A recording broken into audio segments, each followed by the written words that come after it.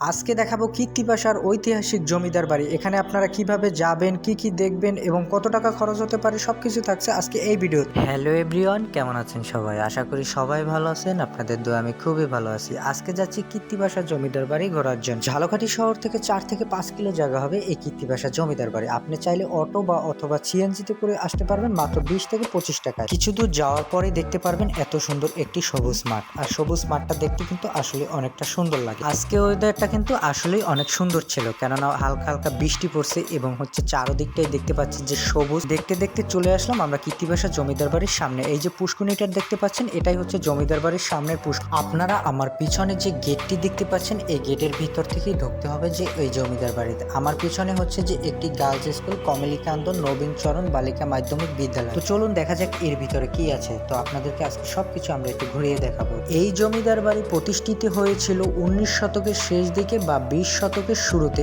এই জমিদার বাড়িতে প্রতিষ্ঠাতা ছিলেন রাজা রাম সেনগুপ্ত, যিনি বিক্রমপুর থেকে এখানে আসেন। তিনি দুই পুত্রের জন্য দুইটি আলাদা অংশের জমিদার বাড়ি নির্মাণ করে। বড় হিস্সা 10 আনা, ছোট হিস্সা 6 আনা। বড় পুত্রের কিছু বাড়ির অংশ দাঁড়িয়ে আছে আর ছোট পুত্রের তা সবকিছুই ধ্বংস হয়ে গেছে। কীর্তিপাশা জমিদার বাড়ি আজ প্রায় ধ্বংস।